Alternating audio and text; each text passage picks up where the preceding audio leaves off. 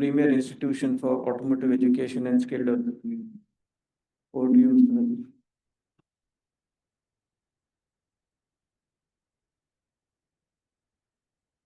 Thank you, organizers, for having me, and thank you for the generous introduction. While I was listening to all the speakers who spoke before me, a lot of it has been talked about green hydrogen. So I start my presentation with a disclaimer that I am not researching on green hydrogen, but I would like to give a inside-out perspective from the mobility as a user. And Mr. Gupta, when he started off, he talked about one of the industry which is the most polluting, and automotive industry or the mobility sector has been one of the bad boys of the industry. So, however, while we are bad boys, there is always scope to improvement. Without mobility, a lot of other developmental activities that we talked about would not have happened. So, at the cost of a repetition, just to give you a brief about the organization, while it has already been told, International Automobile Center of Excellence is a joint venture between Government of Gujarat and Maruti Suzuki. It was the vision and brainchild of our Honorable Prime Minister now, then Chief Minister of Gujarat. He envisaged an entity that could work on the entire automotive landscape. So automotive per se, just to give you, I'm sure most of the people would know, it is almost 8% of India GDP. Had it been some other country, and with a disclaimer inside these rooms, it would have qualified for another ministry. Almost 10% of the GDP coming from one sector means there should be an industry. However, in India, we are being considered under heavy industries, which is fair enough. But when you look at opening up or MNC setting base in India and the kind of meaningful investment, in fact, all the OEMs, global OEMs are already present in. So we find that India got opened up in almost 2000 with very large investments coming in. Auto में बोलते हैं हमारे यहाँ पे कि छींक लेने के लिए 1000 crore लगते हैं. Even if you have to sneeze, it costs you 1000 crores. Many of the times, and I have been working with auto industry. I started my career with Maruti Suzuki, moved to multiple other OEMs. Last was Mahindra and Mahindra before I joined International Automobile Center of Excellence. My passion is education. I wanted to contribute back to the ecosystem, bring in the values that I gained over a period of my experience in industry, and bring, like told by to bring an institution bottoms up to contribute meaningfully into society. So, however, when you look at the gap, what we are trying to do is we are trying to address the gap that exists, let's say GDP to education ratio. I can't put my hand on my heart and say one institution that does justice to automotive education. With that, with the hindsight, with the global resets happening, America getting cranky, we wanting to do realignment. We just had Operation Sindoor with Pakistan. You have Ukraine-Russia conflict going on, disrupting all supply chains. Now, auto is made up of 4,000 components. We have a production competence in India to produce one vehicle in every 15 seconds. And we are and some of the entities like Suzuki has the capacity to has already have an installed capacity of 4 million cars, which is biggest in the globe. So that is the strength that auto has. However, that comes with a rider. We are the most polluting, one of the most polluting industry. We consume a lot of carbon. Generally, any average car, I'm looking at something like a Swift or let's say 1000+ cc car, would be producing almost 2 to 3 tons of carbon dioxide every year. So that is a heavy burden of responsibility that we all carry. Hence, green hydrogen and green hydrogen adoption is extremely important. So I have certain slides put up, so which I'll be talking about. I think there is some problem in the moment. Okay. So I'll try to skip those areas before he comes and tells me that I am exceeding my time. Areas that I have not repeated, while I'm not that topic, one of the very important points that we all advocate as an organization, as a society also we should be advocating, India is known for frugal innovation, or in other words, parlance, we call it Jugaad. Jugaad has become an innovation in innovation parlance at very high order, frugal innovation. So when we do that, one of the core sense of Jugaad is not to repeat anything that is already there. Maybe improvise it. Other countries, maybe Japan would call it Kaizen. But we are much better in terms of innovation. We make use of lesser resources. One thing that we need to understand and maybe use it is not to repeat anything. So I'll not repeat any subject that have already been repeated. Green hydrogen, a lot has been talked by the experts. I am no expert, so I will not repeat. But what I can say is green hydrogen is already in. As an auto industry and a veteran being part of the auto industry, I can say green hydrogen is already arrived. We are extremely receptive of green hydrogen, and it means a lot of sense to make it mainstream. A lot has been talked about the storage, distribution, and all those things, the problems. I'll not dwell much into it. However, what I can say is, and as I understand, somebody quoted that there are 1 or 2 dispensing pumps at hydrogen. I also saw some of these hydrogen pumps getting commissioned in places like Cochin also, very near to the airport. So, and which was utter surprise to me. And when we go around and if we see changes happening in our real life is when we see that adoption is faster. Uh, Automotive industry has been all these years being called something called dinosaur. Why we have been called dinosaur is because a vehicle, जो आप गाड़ी अभी देखते हैं, the vehicle that you see now has been conceived 3 years back. So the product life cycles have been three years time. Now, if you want to translate something to adopt if new fuel like hydrogen, you think of the kind of lineage that it would require. So hydrogen, if is to come next year, should have been planned 10 years back. So this is a base core fundamental linkage that is required. And I'll give you a simple bit of solutions in my closing slides also. But to come to it in terms of the combustion process that generally is done in ICE engines, it becomes extremely difficult to design an engine that relies on combustion of hydrogen with a lot of attributes of hydrogen already told. Very rarely some people have tried, but it's highly risky. So we don't see that happening. Handling again, distribution channels for something like hydrogen becomes difficult, but technology is increasingly adaptive. One more increasing trend that we are seeing parallelly happening in auto is from dinosaur becoming something like maybe an animal of nowadays times. So thanks to China, people have forced automotive industry to bring the cycle time down from 3 months to 6 months. Production flexi times are getting changed. We are looking at automatic guided vehicles getting into production, increasing the variability of vehicles. This brings into light one more interesting aspect is, for example, in a real life scenario, suppose we are having 4 or 5 different variants which you can't eliminate. Agar मैं Swift use करता हूँ, I will not start using some other car hydrogen because you have brought in hydrogen. However, to start off, a production line of hydrogen vehicle can be introduced in the existing line because the technology has got advanced. So suppose earlier we were to bring in a hydrogen car, it would have been a different challenge to bring and introduce it. Now, with the kind of technology that auto OEMs are adopting, to bring in and introduce it, it might be much more easier. When I say easier, it's not just the physical parlance, it's also brain. If you have a will, there is a way. The willingness also of automotive industry, we are seeing it change over the time, thanks to EV. So one single or a logical solution seems to be fuel cell. Fuel cell, a lot of pilots and a lot of testing that have been done. They are close to what practically might be possible. Our Indian consumer is as punishing as it can be. Not every logic in that has worked in the globe has failed in India. The most inexpensive car in India doesn't sell. Tata brought in Nano, did not strike chords with people, and it could not sell. In a country where we want discount in every car, every time. I'm sure we have a GST drop of more than 10% in every car now. But every person, all my dealer friends, I've worked in channel for almost 20 years. All my dealer friends keep telling me, "Ab Diwali festive time aa gaya," so everybody keeps telling me that discount GST तो कम हो गया, फिर भी consumer 5,000 discount मांगेगा ही. So this is the environment that we are living in.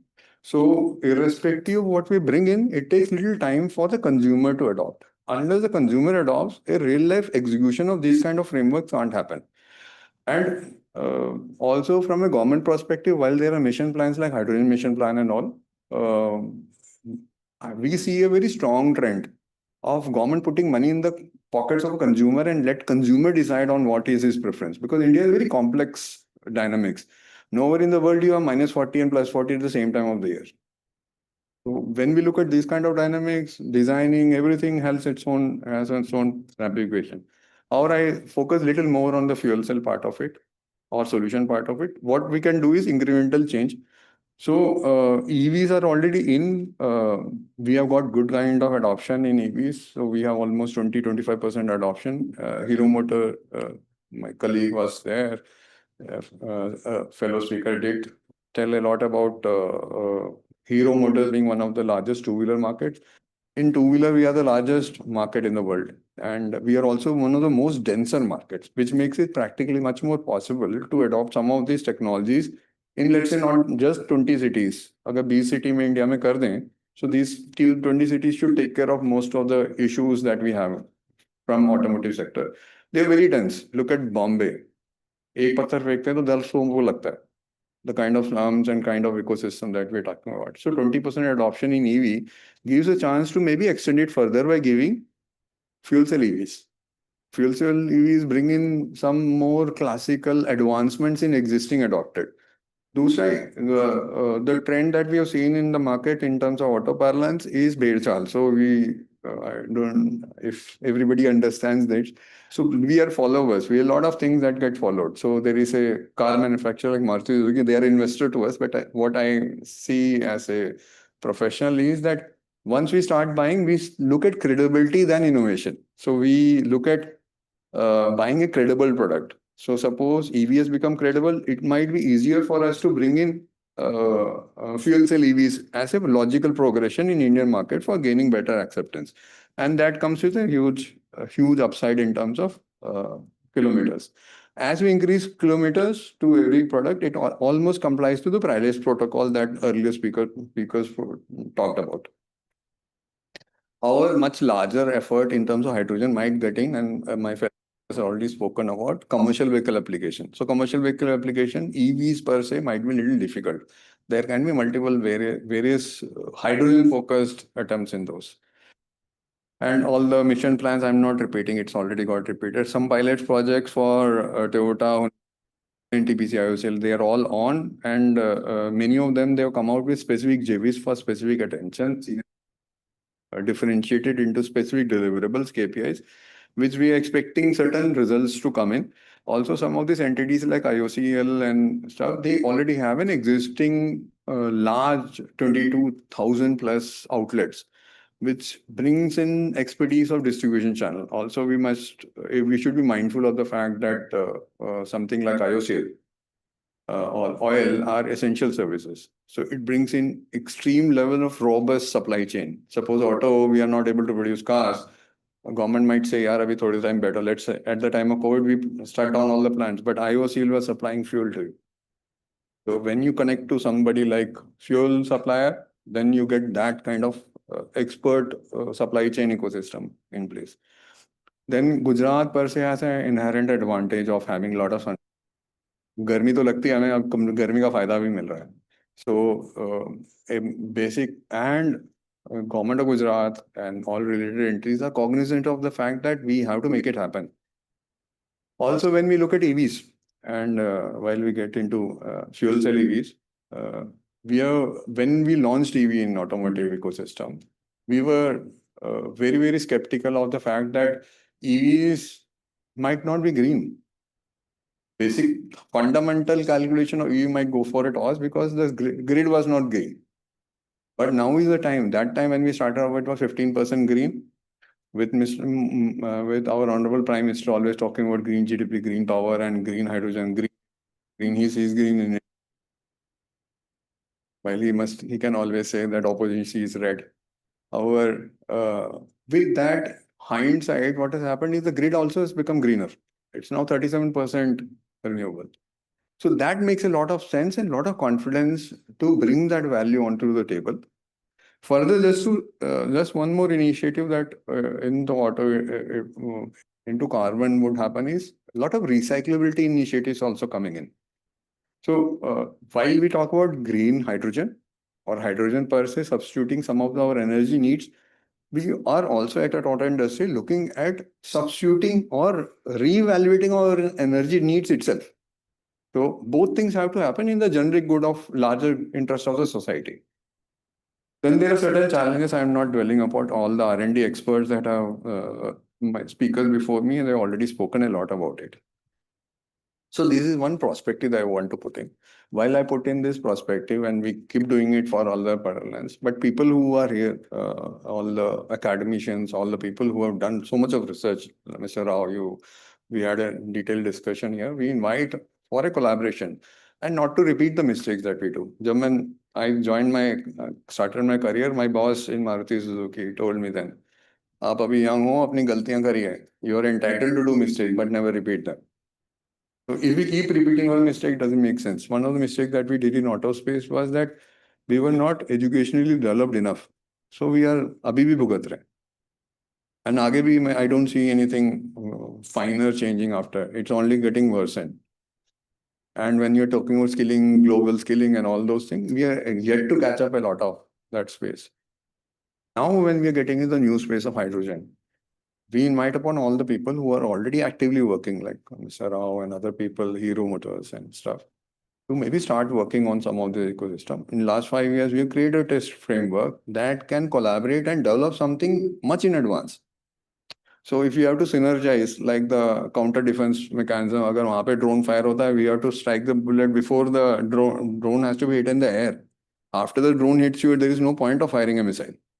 So suppose you want to synergize, you want to have a green mission actively green. So you need to start working now. So if you start working now, we start working now. We already put one step.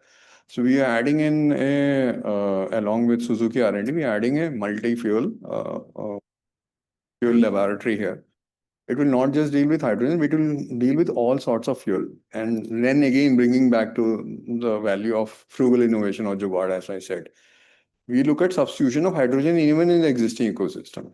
Bio-CNG, for example, and bio-CNG pyrolysis was told to, was already covered in Mr. Rao's presentation. That process is already on. There are live projects that are connected to dairy. So dairy farmers and related ecosystem getting benefited.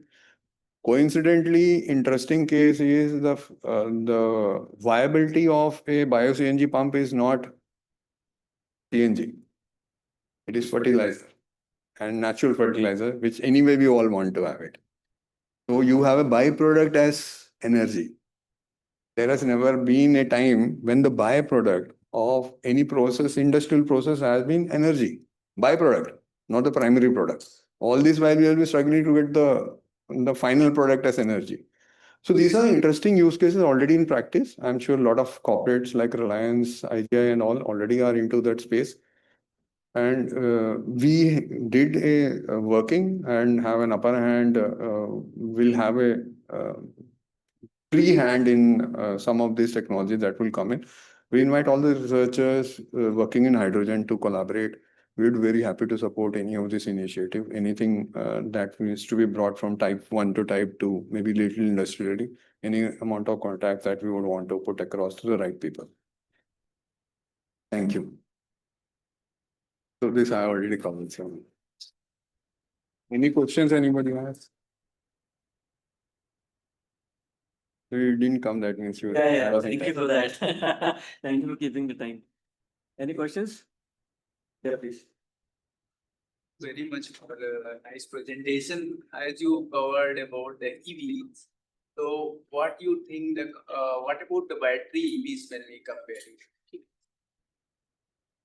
So battery EVs, you see, again I will come back to the basics for point. Vehicle is made of, a small vehicle is made of 4,000 odd components. With EV, just got reduced a bit because engine is not there. So you can't produce a vehicle till you have all the 4,000. that's a logical derivation of my statement. Suppose you have a dependence on one country because of that. I am not naming country, all of us in this room know it.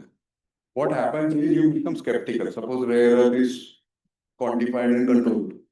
We become skeptical. You have to go to the drawing board to create a motor that does not involve rare earth. So what happens is when supply chain, look at entity like Marcus or Hyundai Motors or anybody else. We are by and large producing one car in every 1 minute. 1 minute में गाड़ी निकल रही है. And that time you don't get even one thing, then your inventory pile up cost is almost equal to what you would have invested for industry. So BEVs, what we feel, and it's my personal view and not representing any company or government, is that reliance upon only one technology is risky.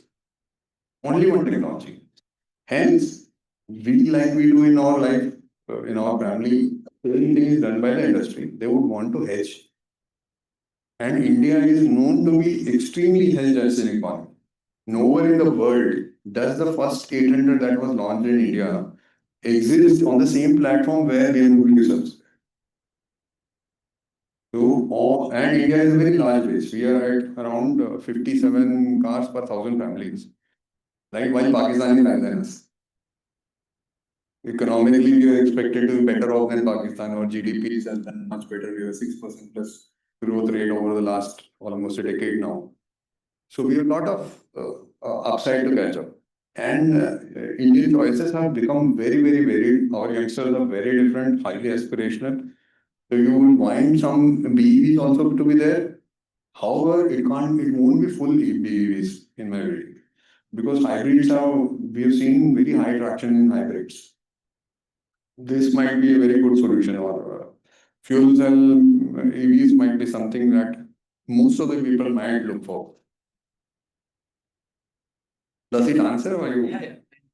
Because I see in India, as of now, most of it, I'm very much interested to see fuel cell vehicles in our country. But compared to the battery vehicles, it is not that. In India, there is a very large amount of marketing also. So, what you see is what people market, whether it is politics or whether it is car. Suppose I start marketing battery electric vehicles, you will start seeing battery electric because I am marketing only battery electric. You see the real estate, what people market. But are people not buying something that's not advertised? We go and buy our houses without advertisement also. We scout and buy. Don't we buy it? Are they good or not? They're good. So there are a lot of stuff that are there which are not marketed. Suppose there is